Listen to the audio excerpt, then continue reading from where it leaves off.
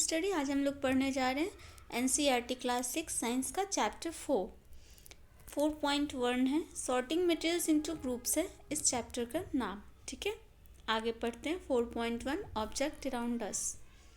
We have seen that our food and clothes have so much variety in them. हम लोग देखते हैं कि हम लोग जो भोजन खाते हैं और जो कपड़े पहनते हैं उसकी बहुत सारी वैरायटीज़ होती है। Not just food and clothes, सिर्फ फूड और क्लॉथ्स में ही नहीं, there is such a vast variety of objects everywhere जो भी ऑब्जेक्ट्स हैं उसके कई सारी वैरायटी होती है। We see around us a chair, a bullock cart, a cycle, cooking utensils, books, clothes, toys and many other objects. हम लोग देखते हैं अपने चारों तरफ कुर्सी, टेबल, कपड़े, किताबें, खिलौने, पानी, पत्थर। ठीक है, all this objects have different shapes और कलर्स एंड यूजेस। जितने भी ऑब्जेक्ट्स हैं इन सभी के अलग अलग शेप होते हैं, कलर होते हैं और यूजेस होते हैं। फिगर 4.1 में जैसा दिखाया है ये देखो, है ना। टॉयज़ के अलग शेप, ग्लास के अलग शेप, मोबाइल के, ग्लव्स के, बुक्स के। ठीक है, look around and identify objects that are round in shape. अब आपको उन ऑब्जेक्ट्स को आइडेंटिफाई करना है जिसका शेप राउंड है, गोल है। आवर लिस्ट में include a rubber ball, a football and a glass marble. हमारी लिस्ट में ये तो इंक्लूड होना ही चाहिए, रबर बॉल, फुटबॉल और ग्लास मार्बल, क्योंकि ये शेप में राउंड होते हैं। If we include objects that are nearly round, जब आप उन सभी ऑब्जेक्ट्स को इंक्लूड कर रहे हो जो कि राउंड हैं, our list could also include objects like apple, orange and or then pigeon, घरघा। तभी आपको इन सारे ऑब्जेक्ट्स को भी उसमें लिस्ट करना होगा। ठीक है, क्योंकि ये भी राउंड इन शेप होते हैं।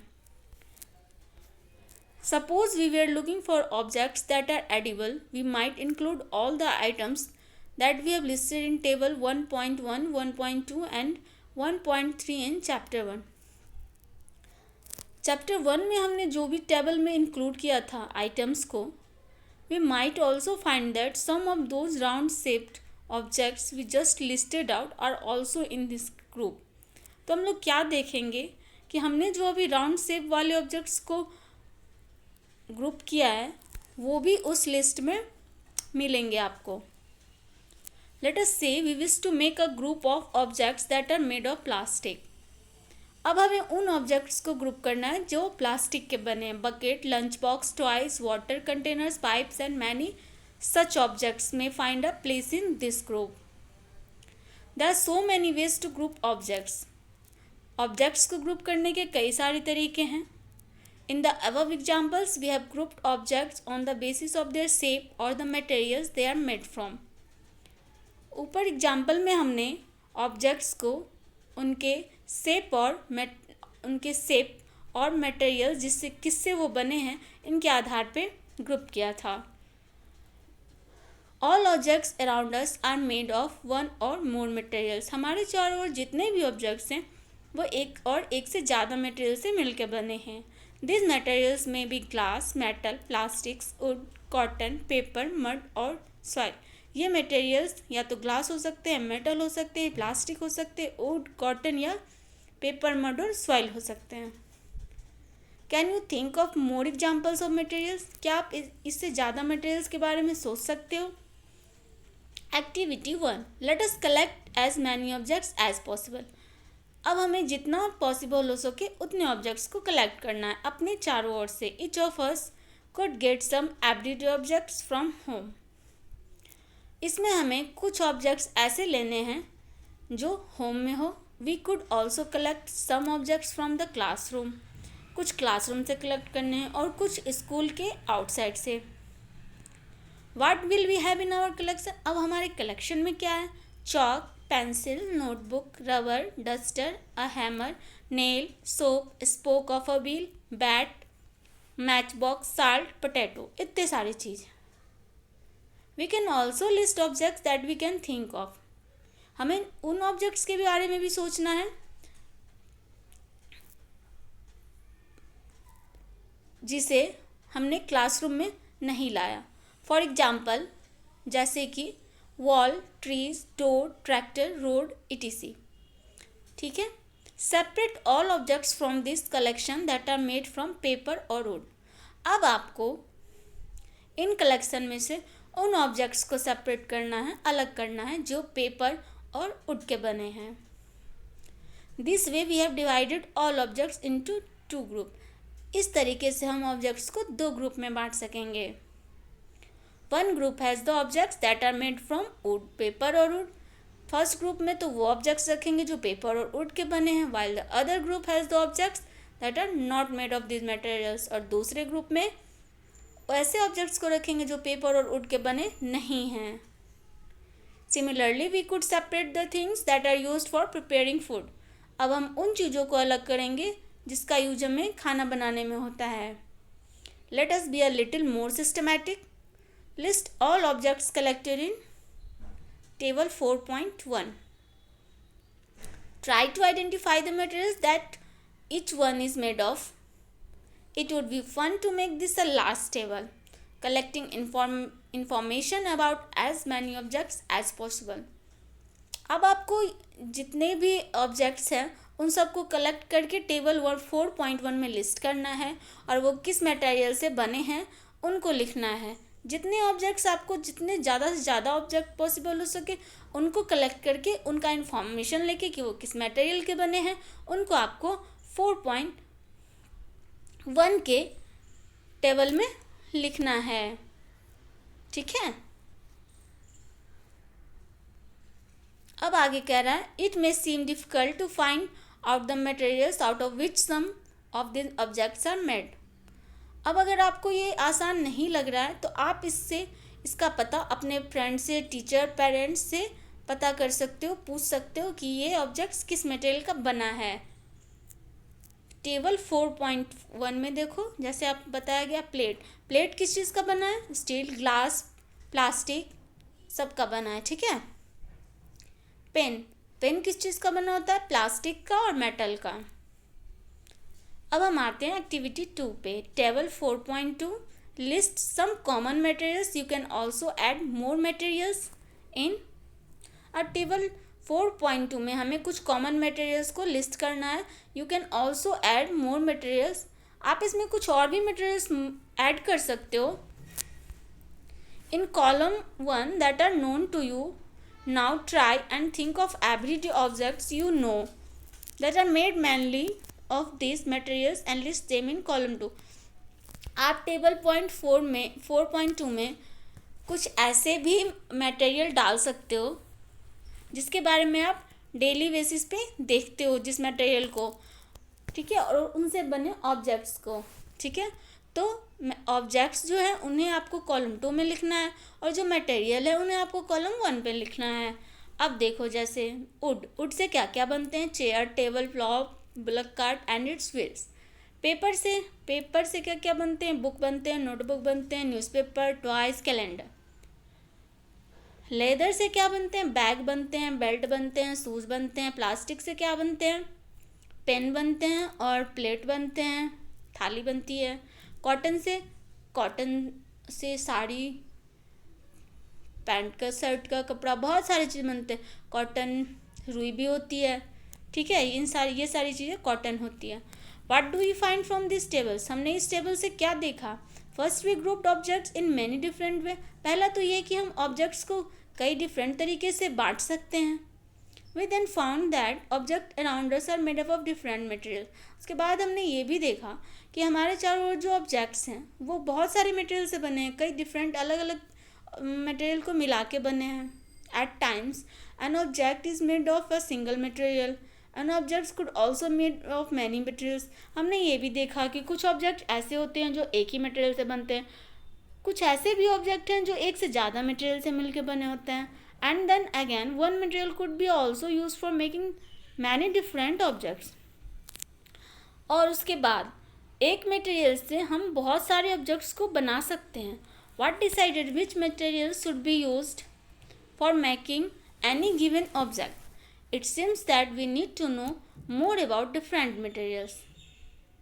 अब आते हैं 4.2 पे, properties of materials. Have you ever wondered why a tumbler is not made with a piece of cloth? क्या आपने कभी सोचा है कि टम्बलर कभी क्लॉथ के पीस का क्यों नहीं बनता? Recall our experiments with piece of cloth in chapter 3 and also keep in mind that we generally use a tumbler to keep a liquid.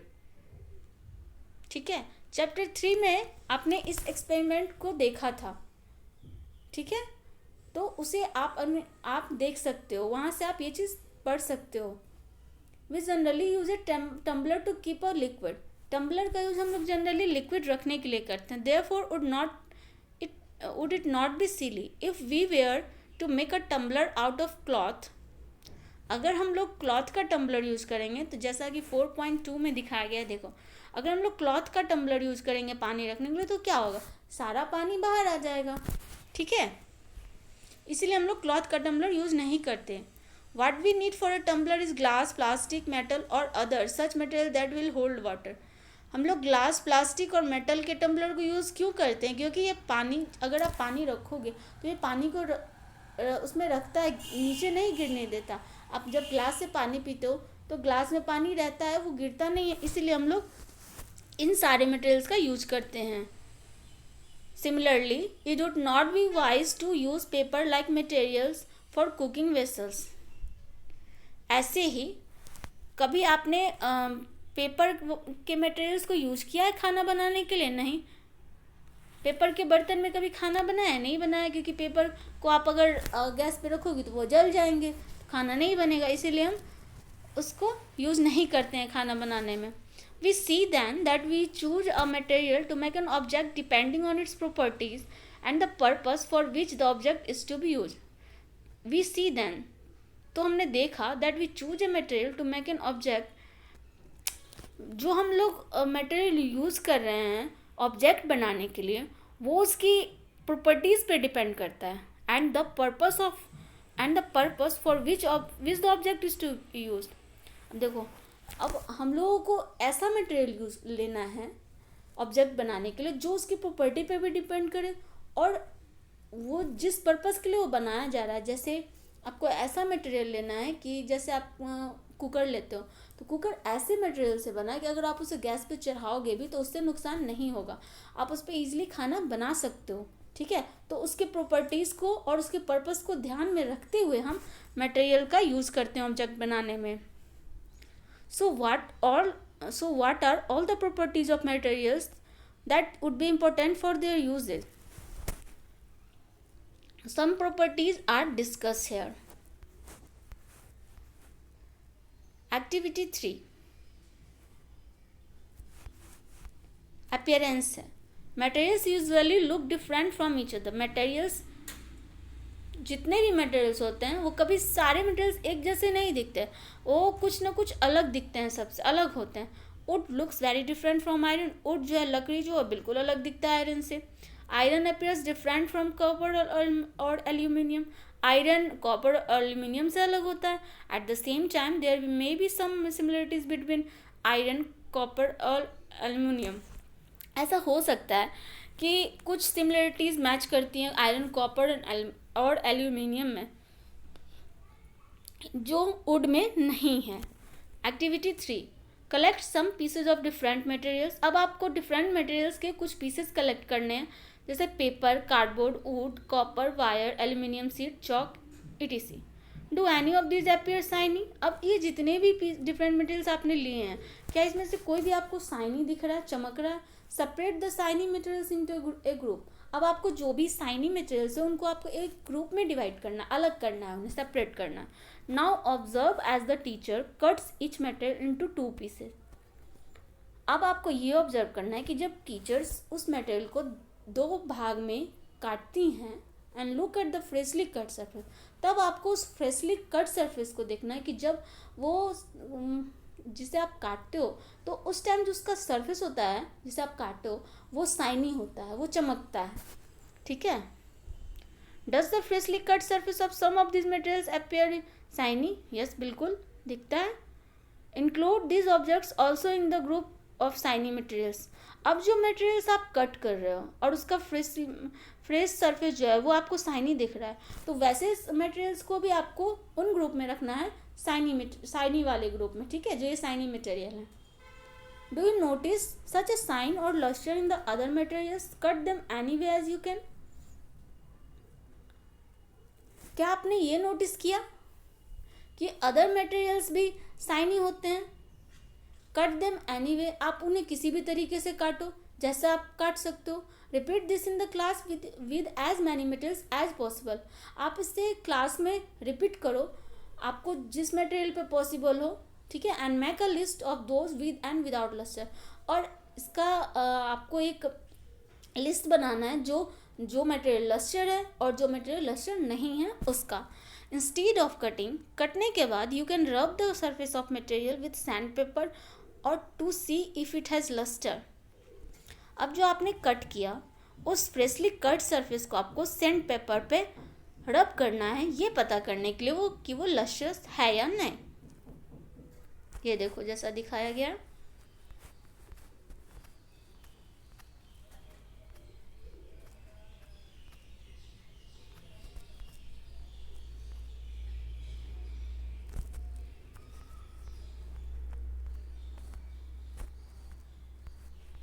ये देखो यहाँ दिख रहा है एक ये पाइप है, इसको हमने काटा है, इसका फ्रेशली कट सरफेस देखो शाइनी है, ठीक है।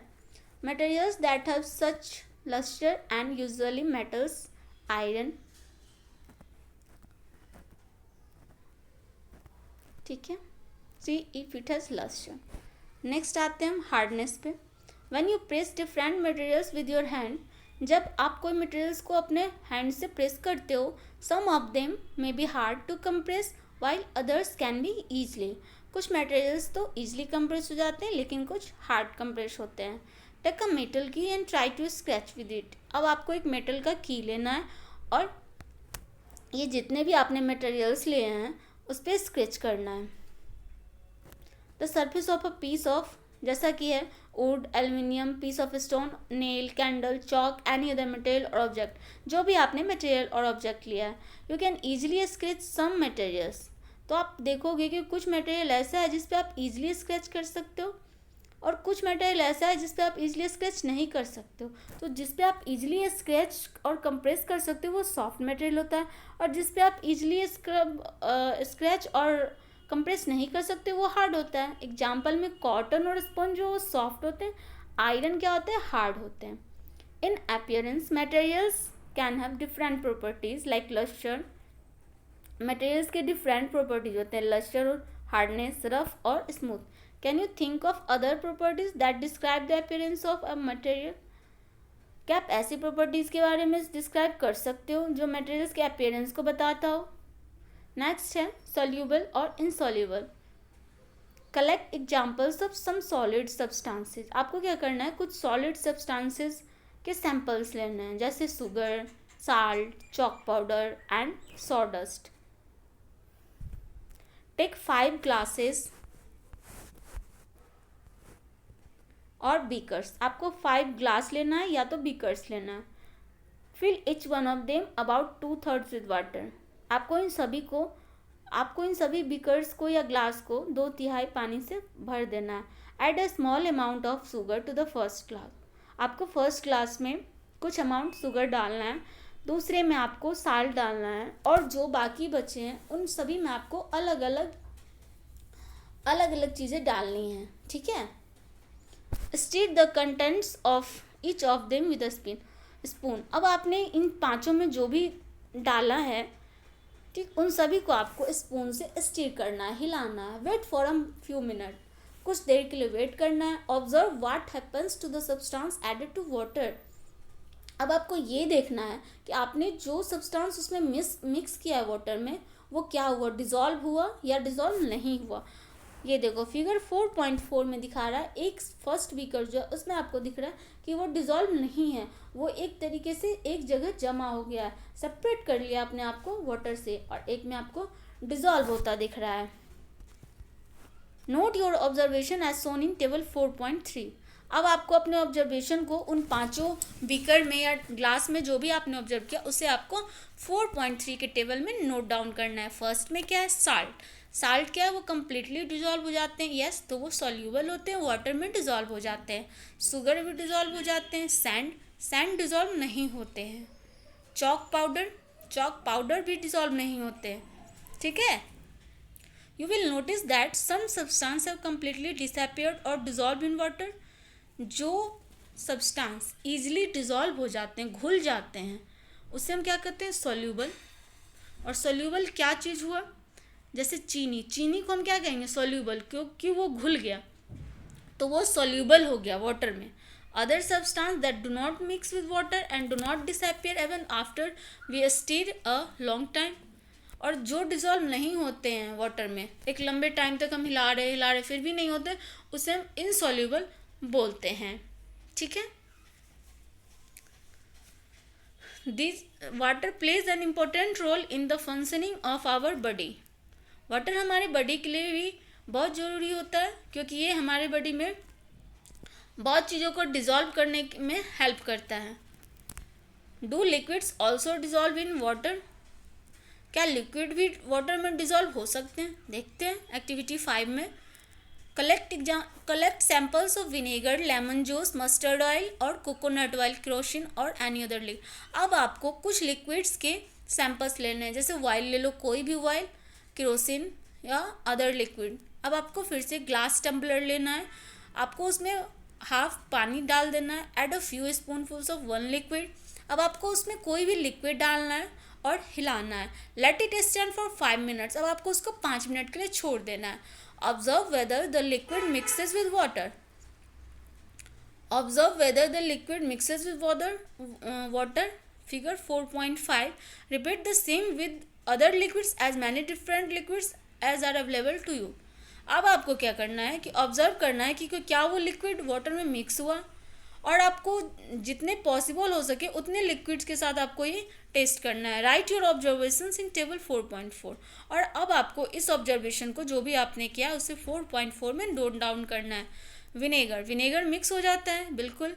लेमन क्या है, वो भी मिक्स हो जाता है। आप शरबत पीते हो तो आप देखते हो चीनी और नींबू डालते हो तो वो मिक्स हो जाता है इजली, वो मिक्स हो जाता है तो वो सॉल्यूबल है। मस्टर्ड ऑयल क्या है, वो मिक्स नहीं होता, कोई भी ऑयल मिक्स नहीं होता है, तो कोकोनट भी मिक्स नहीं होगा, ऑयल भी, केरोसिन भी मिक्स नहीं होगा। ये सब अपने आप को सेपरेट कर लेते हैं। देखो फिगर में भी दिखाया गया है यहाँ, ठीक है। ए में देखो मिक्स हो चुका है और बी में क्या है, मिक्स नहीं हुआ है। चलो अब हम आते हैं। We notice that some liquids get completely mixed with water, some others do not mix with water and form a separate layer. हम देखते हैं कि कुछ लिक्विड्स मिक्स कर लेते हैं अपने आप को पानी में और कुछ मिक्स नहीं कर पाते और एक अलग लेयर बना लेते हैं। आप देखते हो कि जो कोई भी ऑयल जो होते हैं वो मिक्स नहीं होते हैं, तो आप देखोगे नीचे से आधा पानी होता है और जितना आपने तेल डाला है वो तेल अलग ऊपर हो जाता है और आप बाहर से ही देखते हो कि यहाँ से यहाँ तक तेल है, ठीक है। तो अलग कर लेते हैं खुद को। Some gases are soluble in water where is other are not. कुछ गैसेज भी हैं जो वाटर में सोल्यूबल होते हैं और कुछ नहीं होते हैं। Water usually has small quantities of some gases. Water जो है वो उसमें कुछ गैसेज डिजॉल्व होती हैं कुछ क्वांटिटी में। For example oxygen gas dissolve in water is very important for the survival of animal and plant that live in water. अब देखो ऑक्सीजन गैस जो वो वाटर में डिज़ोल्व होना बहुत ज़रूरी है, क्योंकि अगर डिज़ोल्व नहीं होगा तो प्लांट और एनिमल के लिए सरवाइव करना मुश्किल हो जाएगा। अब जो पानी में रहते हैं, ऑब्जेक्ट में फ्लोट और सिंक इन वाटर। ऑब्जेक्ट या तो पानी में तैरते हैं या डूब जाते हैं।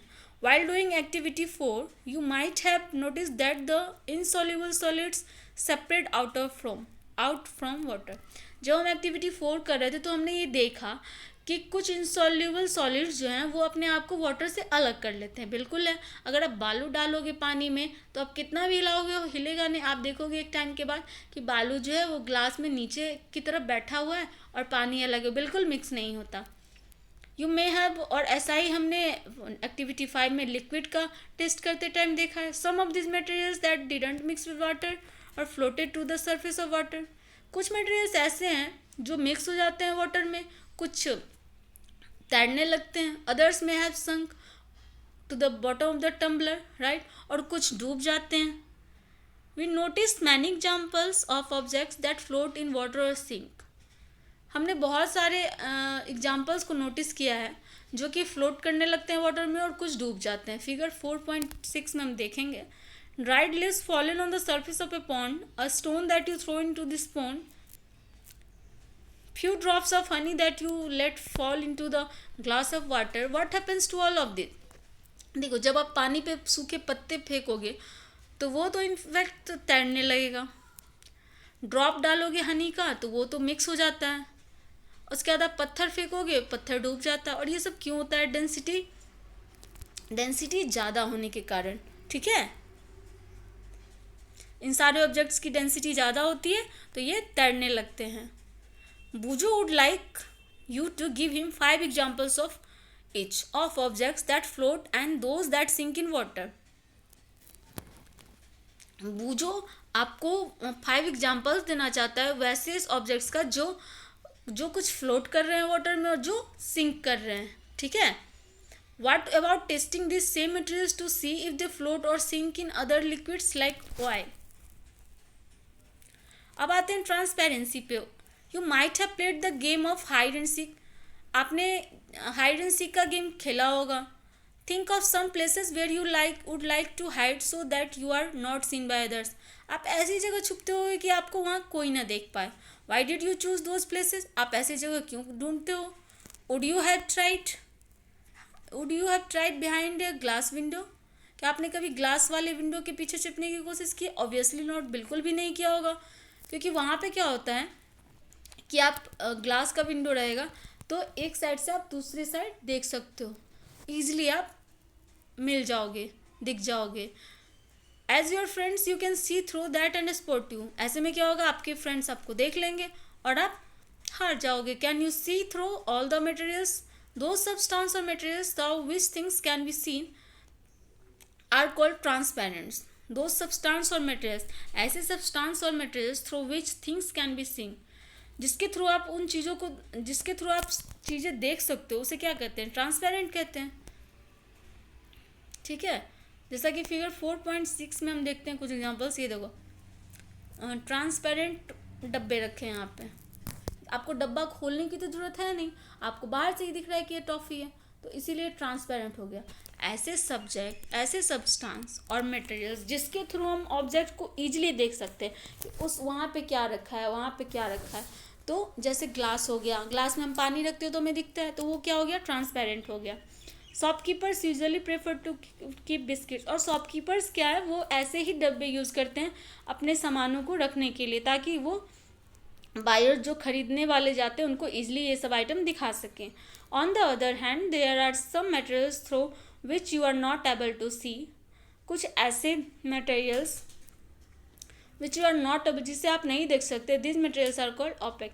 ऐसे मटेरियल्स को ओपेक कहते हैं हम. देखो, जैसे मेटल का डब्बा हो गया, वुडन बॉक्स हो गया, ठीक है, लकड़ी का डब्बा, ये इसके अंदर कुछ भी रखा होगा तो हम बाहर से नहीं देख सकते जब तक इसे खोलेंगे नहीं. तो ये क्या हो गया? वुडन बॉक्स हो गया ओपेक. ठीक है. खिड़की, हमारा अब सिंपल एग्जांपल लो, खिड़की. अगर लकड़ी की खिड़की होगी तो अगर हम उसे बंद कर दें तो बाहर की लाइट भी अंदर नहीं आती है जब तक हम उसे नहीं खोलें. तो ओपेक क्या है? एक तरीके से हर किसी को बाहर जाने से रोक देता है. जैसे हमने खिड़की बंद कर ली तो बाहर की चीज़ें अंदर नहीं आ सकती हैं.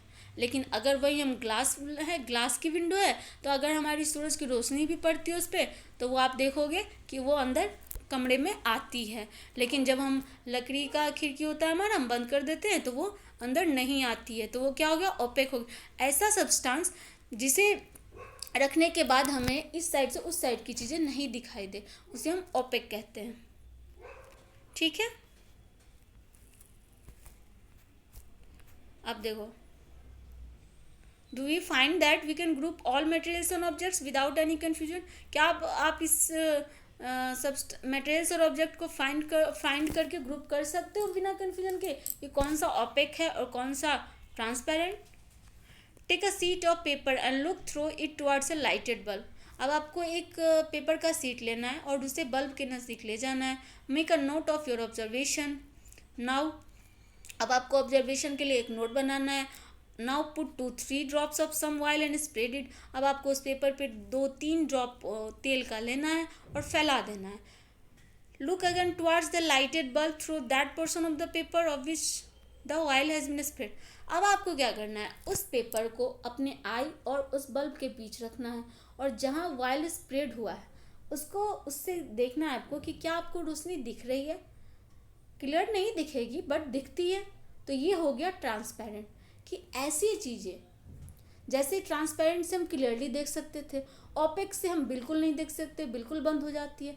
वहीं ट्रांसलूसेंट से क्या होता है, हमें चीज़ें दिखती है लेकिन साफ नहीं दिखती, धुंधली दिखती है। ठीक है, उसे हम ट्रांसलूसेंट कहते हैं। Do you find that the bulb is more clearly visible than before.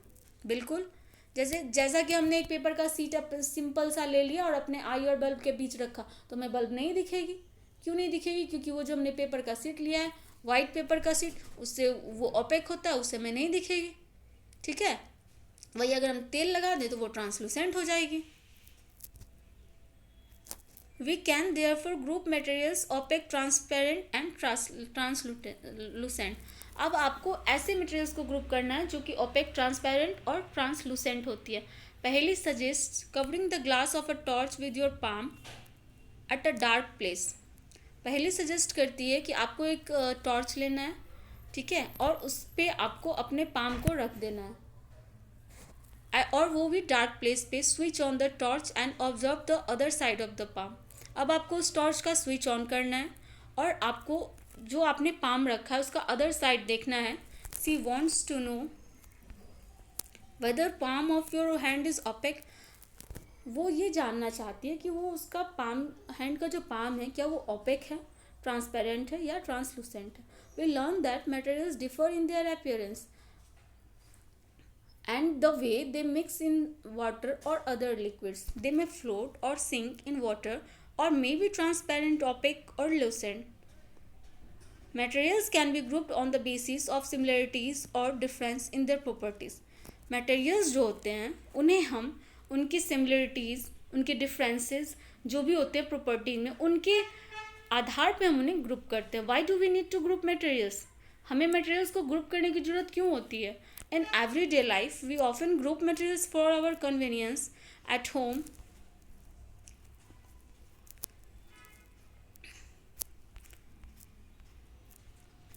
We usually store things in such a manner that similar objects are placed together.